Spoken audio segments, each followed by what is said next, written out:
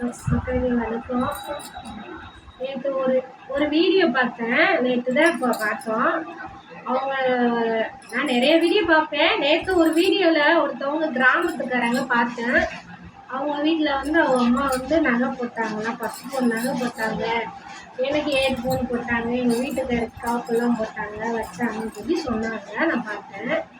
அப்போ அவங்க சொல்லையில் என்ன சொல்கிறாங்க, அந்த நகைகள் வந்து இப்போ கொஞ்சம் அடவில் கிடக்கு, செய்தியிலேருந்து எனக்கு வருமானம் வருது, அதனால் அந்த நகையை திருப்புறதுக்கு நீங்கள் மக்களுக்கு சப்போர்ட் பண்ணுங்க, அவங்களா சப்போர்ட் பண்ணுங்க அப்படின்ட்டு. அதுக்கப்புறம் ஒரு வீடியோ அவங்க வீடியோ தான் பார்த்தேன். அவங்க வீடியோ சுற்றி வீடு யாரோ கேட்டாங்க, சுற்றி காட்டுங்கன்னு காட்டுனாங்க. ஒரு பார்த்தா பழைய வீடு தான்.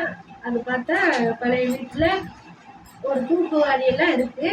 இந்த தூக்குவாரி எது காமிச்சாலும் இது எங்கள் மாமனார் வீடு, இது மாமனார் டிவி, இது வந்து இந்த தூக்குவாரி எங்கள் வீட்டுக்கார் பார்த்தா வர பார்க்குறாங்க, கடன் வாங்கணும் அப்படின்னு சொல்லி ஒரு சுத்தாள் தூக்காளி கட்டுறாங்க.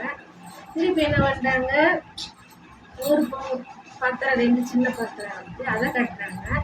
அதுவும் வந்து அது மாமியார் இது அப்படின்னு. அப்புறம் எங்கள் வீட்டுக்காருக்கு வருமானம் 1000 ரூபான்னு சொல்லி பாத்திரம் வியாபாரம் போட்டாங்கன்னு சொல்கிறாங்க. அப்படின்னு சொல்லி இப்படிலாம் மக்கள்கிட்ட வந்து இறக்கத்தை தேடுறாங்க. அவங்கெல்லாம் அப்படின்னா 10 பவுன் நகை போட்டவங்க வந்து அவ்வளோ இறக்கத்தை தேடுறாங்க. ஒன்றுமே இல்லாமல் கல்யாணம் முடிச்சோம். நான் எங்கள் வீட்டிலலாம் எங்கள் அம்மா ஒரு பழைய பாத்திரம், அந்த காலத்துலலாம் விறகு அடுப்புலதே எரிப்பாங்க. நான் சின்ன பிள்ளைங்க அதில் 2 பாத்திரம் கழிச்சு சோறாக்கணும்னா குழம்பு வைக்கணும். ஃபேனு கூட காத்தடி கூட கிடையாது எங்கள் வீட்டில். ஒரு 200 ரூபா வீட்டுக்கு நாங்கள் கல்யாணம் முடிச்சு போகிறோம். லவ் காதல் கல்யாணம் முடிச்சு போகிறோம். அவங்க வீட்லேயும் ஏற்றுக்கல, எங்கள் வீட்லேயும் ஏற்றுக்கல. எங்கள் வீட்டில் ஏற்றுக்கிறது இல்லை. எங்கள் அம்மா அந்த அளவுக்கு வரத்து கிடையாது. வரத்துனா எங்கள் அப்பா சின்ன வயசில் இருந்ததால வரத்து கிடையாது, எங்களை கண்டுக்கிற மாட்டாங்க. எனக்கு கல்யாணம் முடிச்சியா அப்போ அப்படின்னு. அண்ணனுக்கு எனக்கு முன்னாடி அண்ணனுக்கு கல்யாணம் முடிஞ்சிருச்சு. அவன் கல்யாணம் முடிச்சதோட சரி, அவன் பொண்டாட்டி வந்து அவங்க வீட்டில் என்னமோ நகை போட்டாங்க, 10 பவுன் நகை போட்டாங்க. வீடு சொந்த வீட்டில் அவங்க வீட்டில் கட்டி கொடுத்துட்டாங்க, எங்கள் வீட்டுக்கு விட மாட்டாங்க. அதனால் நானாக பார்த்தேன், எங்கள் அம்மா நம்மளை கண்டுக்கிற மாரி வந்து கல்யாணம் முடித்தோம். நாங்களாம் 2 கரிச்சட்டியை கொடுத்தாங்க, கொண்டு வந்தோம். வீட்டுக்காரன் வளைக்கிற வச்சு. எனக்கு அப்போ அந்த வயசுக்கு எனக்கு விவரமும் தெரியாது. 17 வயசுல என்ன விவரம் தெரியும் சொல்லுங்க. குடும்பம்னா என்ன, வாழ்க்கைன்னா என்னன்னு தெரியாது. அது என்ன சம்பளம் கொடுத்து கூட எனக்கு இன்னும் தெரியாது. ஆனால் சோறாச்சுவே குழம்பு வைப்பேன், அது மட்டும் தான் தெரியும். வாடகை 300 ரூபா வாடகை, 200 ரூபா வாடகை இல்லை. டிபி ஹவுஸ் நாங்கள் இருந்தது வந்து டிபி ஹவுஸ் வீடு, அதில் வாடகைக்கு தான் இருக்கும். கல்யாணம் முடிச்ச வருஷம் தூங்குனேன்னா அவங்க வந்து கதவை தட்டி அடைக்க வேலைக்கு வந்தால் தான் உனக்கு 200 ரூபா வாடகை கொடுத்து வேலைக்கு வந்து தான் ஆகும்னு சொல்லி காலையில் ஒத்த காலம் நின்று வஞ்சிட்டு இருந்தாங்க. அது பிறகு ஹவுஸில் வேலை செய்ய முடியல, மாசமாக வேற ஆகிட்டேன், பிள்ளைங்களனால கரெக்டமாக வாங்கி வருது. தூங்கி இருக்கிறத கூட அந்த தீர்த்த ஹவுஸ்காரம்மா என்ன செஞ்சாங்க, சொம்பு நிறைய தண்ணி கொண்டு வந்து என் மூஞ்சில் ஊற்றிட்டு ஓடியே போயிட்டாங்க. அப்போ பயந்து எழுந்திரிச்சிட்டேன். அது பிறகு என் வீட்டுக்கு என்ன பண்ணாரு, வேற வீடு மாற்றிட்டோம். அதுதான் 300 ரூபா. அந்த 300 ரூபா வீடே வாடகை எங்களால் கொடுக்க முடியும். 100 ரூபாயாவது முடிச்சோம் மாதத்துக்கு. அந்த மாரி தான் நாங்கள் கஷ்டப்பட்டோம். 3 குழந்தைங்க அடுத்தடுத்து கிடச்சிங்க. பிறந்தது எனக்கு எங்கள் அம்மா நகை ரேட்டு எதுவும் போல, ஒரு கம்மல் மட்டும்தான். அது பிறகு வீட்டுக்கார கல்யாணம் முடிச்சு கொண்டு முடிக்கல, ஒரு வயிறு காட்டி வருவாங்க. குழந்தை பிறந்தனால கீழே தரையில் படுத்து கொடுக்குறாங்க. அப்புறம் கொஞ்சம் கொஞ்சமாக சேர்த்து ஒரு பீரோல் வாங்க. அப்போல்லாம் பீரோ வேலையெல்லாம் கம்மி தானே, பீரோல் வாங்க. ஒன்று என் வீட்டுக்கு தேவையானது சின்ன சின்ன பொருள்கள் ஒன்றா வாங்கினேன். திருப்பி ஒரு அக்கா என்ன செஞ்சாங்க, சீட்டு பிடிக்கிறதுல சீட்டு போடுறாங்க. அதுக்கப்புறம் ஒரு சீட்டு ஒன்று போட்டேன். அப்போ வந்து 15 சீட்டு போட்டு அதில் என்னால் முடிஞ்சது அந்த சீட்டை கட்டிட்டேன். எப்படியும் என் வீட்டுக்காரர் கொடுக்குற காசு வச்சு கொஞ்சம் கட்டி ஒரு செயின் அப்போக்கு 1.5 பவுன் வந்து வெறும் 17,000. அந்த செயின் ஒன்று வாங்கினேன். அந்த செயினை வச்சு தான் நாங்கள் வந்து என்ன பண்ணேன், மாமனார் இறந்து போயிட்டாங்க. மாமனார் இறக்கையும் அவங்களுக்கு ஊரில் ஒரு 5 சென்ட் ஒரு சின்ன வீடோடு இருந்துச்சு. விற்றதுல பங்கு கொடுத்ததுல எங்களுக்கு 1 லட்சம் கொடுத்தாங்க. அதை வச்சு தான் அந்த செயின் அடகு வச்சு இந்த இடத்த வாங்கணும். இதை வந்து வெறும் 50 குழி தான், 50 குழி தான் ஒரு சென்டில் போய் கவர்மெண்ட் வீடு வரும்னு சொல்லி சொன்னாங்க. சொல்ல என்ன பண்ணேன், நாங்கள் 1 லட்சம் சீட்டு அது பிறகு போட்டு கொஞ்சம் கொஞ்சமாக வேலை பார்த்தேன். அப்புறம் பிள்ளையை பள்ளிக்கூடம் போகவே நான் வேலைக்கு சீட்டை வச்சு தான் போனேன். அது வேலைக்கு போச்சு. நான் வேலை பார்க்குற காசில் சீட்டு அதில் கொஞ்சம் கொஞ்சமாக எடுத்து வச்சு சீட்டு போட்டேன். சீட்டு போட்டதில் தான் 1 லட்சம் சீட்டு ஒரு 4 சீட்டு வந்துச்சு. வந்ததை கவர்மெண்ட் வீடு வரும்னு சொல்லையும் எழுதி போட்டது எங்களுக்கும் வந்துருந்துச்சு. அதில் தான் இந்த வீட்டுக்கு வந்து பேஸ்மெண்ட்டை கட்டினா தான் அந்த பணம் வரும்ட்டாங்க. அப்புறம் ஒரு ஆள்கிட்ட இந்த இடத்து பத்திரத்தை கொண்டு போய் ஒரு 50,000 ரூபாய்க்கு நாங்கள் கொண்டு போய் வச்சவங்க அவங்க என்ன பண்ணிட்டாங்க, இடத்து பத்திரத்தை வாங்கிட்டு 10 கையெழுத்து வாங்கினாங்க. 10 கையெழுத்து வாங்கிட்டு இடத்து பத்திரத்தை வச்சு அந்த 1 லட்சம் சீட்டு போட்டு இது பண்ணோம். காணாததுக்கு என்ன பண்ணோம், அங்கே இங்கேயும் கொஞ்சம் கொஞ்சமாக வாங்கி கவர்மெண்ட்டும் கொஞ்சம் பணம் போட்டு கவர்மெண்ட் வீடு 50 வீடுனாலும் சின்ன வீடுனால எங்களுக்கு தக்கன அப்போ சின்ன பிள்ளைங்க எல்லாருமே இதனால அவங்க 6ஆவது பிடிக்கலன்னா இந்த வீடே நாங்கள் எடுக்கணும். அது வரைக்கும் ஆனால் ரேஸ் அரிசி தான். நாங்கள் வந்து கடை அரிசிலாம் கிடையாது, ரேஸ் அரிசி. நான் சின்ன வயசுலேயே ரேஸ் அரிசி.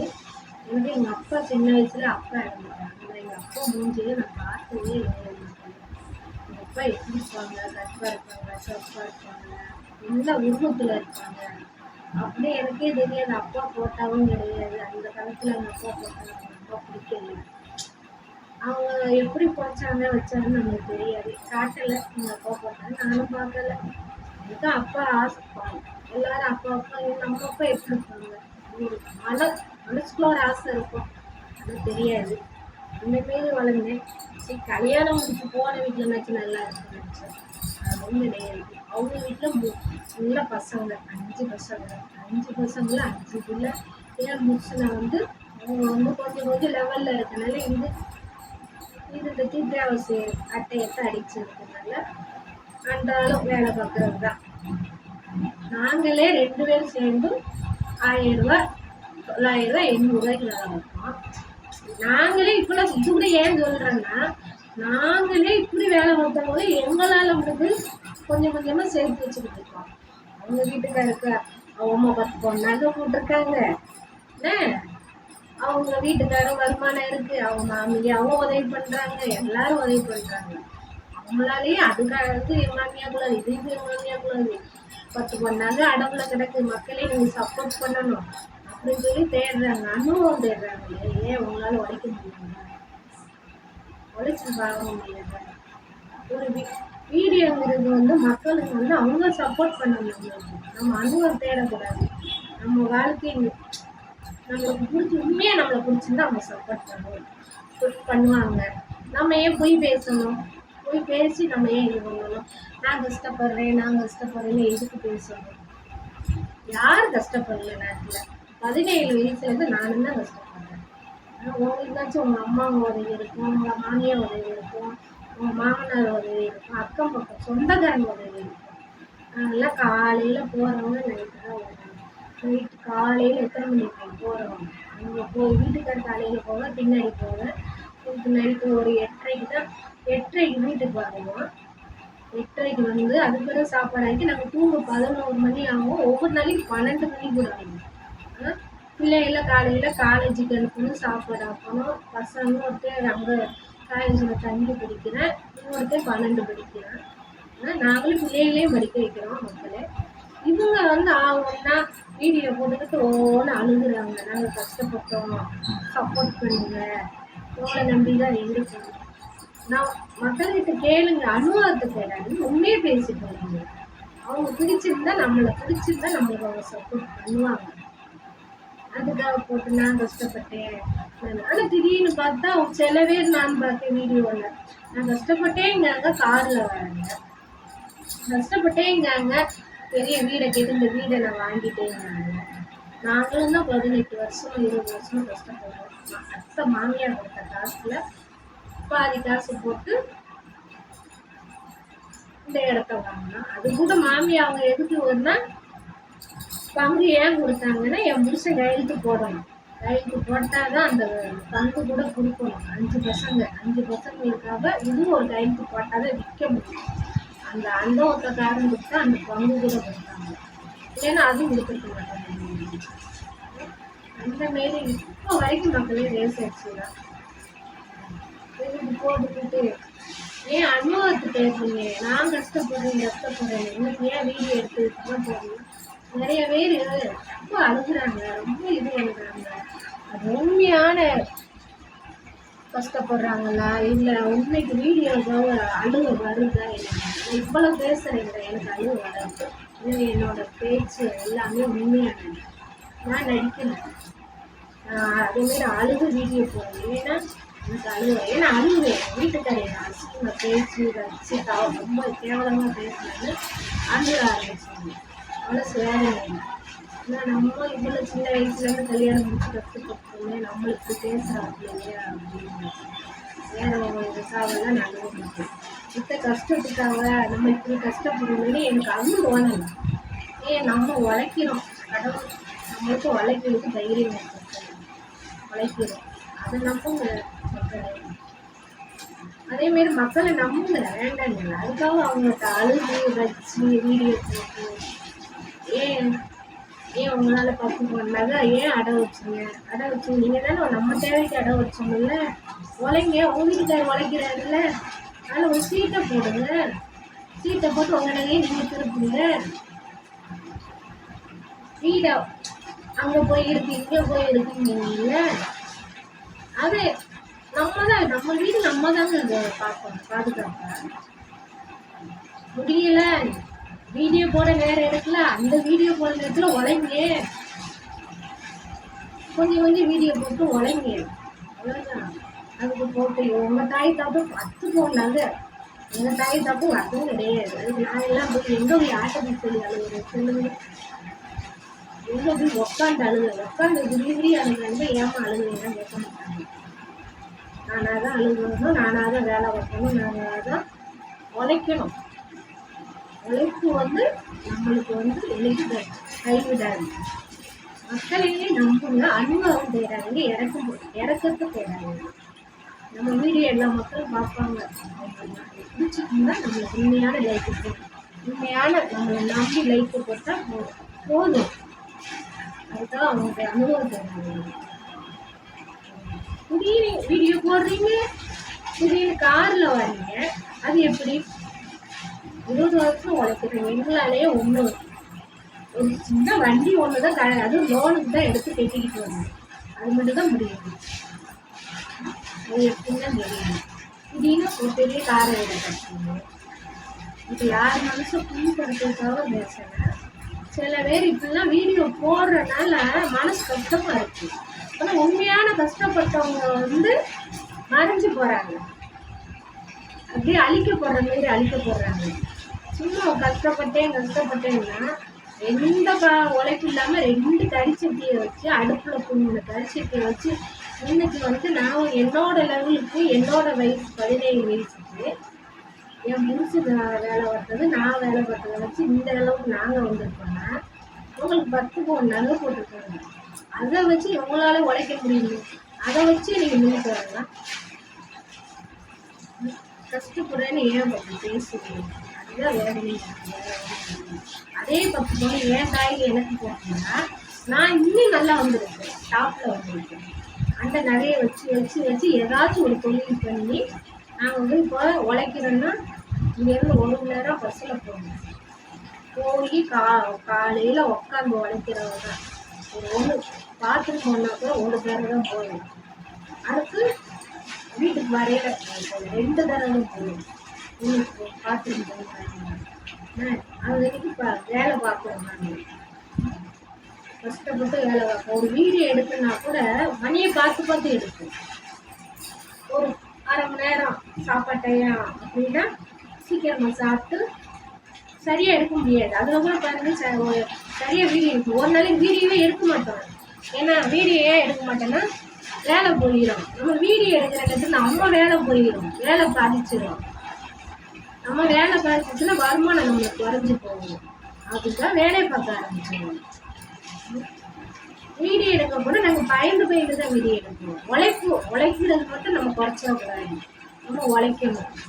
வீடியோக்காக நம்ம உழைப்ப விட்டுறக்கூடாது, கை விட்டுறக்கூடாது. சரி, இது யார் மனுஷன் புண்படுத்துறதும் பேசலை, உங்களோட மனசு கஷ்டப்பட்டு பேசுகிறேன். உங்கள் தாய் தந்து உங்களுக்கு செஞ்சுருக்காங்க, அதை ஏன் நீங்கள் கொச்சப்படுத்துறீங்க? எங்கள் அம்மா அவங்க அப்பா உங்களுக்கு அப்பா இருந்துச்சு, சரி அம்மா இருந்துச்சு. எனக்கு அம்மா இருக்கு, அப்பா கிடையாது. அம்மா இருந்துமே நான் தான் 5 வயசுல தீட்டு ஹவுஸில் வேலை வச்சுருக்கேன். வேலை வச்சு இப்போ வரைக்கும் கஷ்டப்படுறேன்.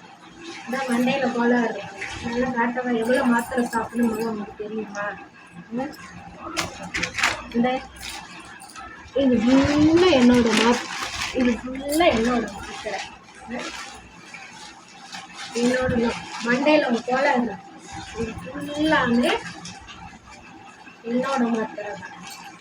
இதை ஃபுல்லாக சாப்பிட்டு தூக்கம் வரும், தூங்க கூட மாட்டேன். வேலை பார்க்கணும், பிள்ளைகளை படிக்க வைக்கணும், வெறி கொண்டு வேலை பார்க்கணும். இதெல்லாம் நாங்கள் வெளியிடணும். இதெல்லாம் நாங்கள் காட்டி வீடியோ போட்டு அனுபவம் தேடவா? அனுபவம் மக்கள்களை நம்ம மேலே உண்மையான அன்பு வச்சுருப்பாங்க. நம்மளை பிடிச்சிருந்தா மக்களுங்க நம்மளுக்கு லைக்கை போடுவாங்க, சப்போர்ட் பண்ணுவாங்க, எல்லாம் பண்ணுவாங்க.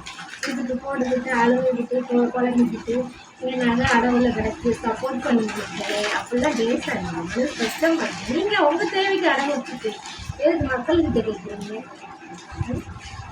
நேற்று நீங்கள் என்னை வந்தாலும் செய்து புட்டினாலும் செய்யணும். நேற்று நீங்கள் பேசினது எனக்கு பிடிக்கலம்மா, அதுக்காக தான் இந்த வீடியோ நம்ம போட்டுருக்கோம். நீங்கள் எதுவும் இது பண்ணாலும் செய்யும். நீங்கள் ஒரு வீடியோவில் பேசியிருந்தீங்க, மக்களை அழகாக இருந்ததும் சப்போர்ட் பண்ணுவீங்களா, அசுமா இருக்கவங்களுக்கு சப்போர்ட் பண்ண மாட்டேங்கிறீங்களா அப்படின்னு. அது நல்லா கேள்விதான், அதுவும் நல்ல இதுதான்.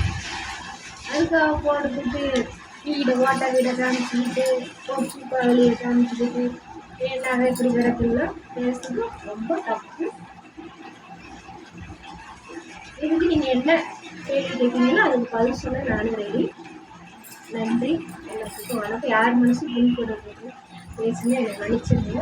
வணக்கம். என்னோட சந்தேகத்துக்கு என்னோட மனசு கஷ்டத்தை பேசுங்க.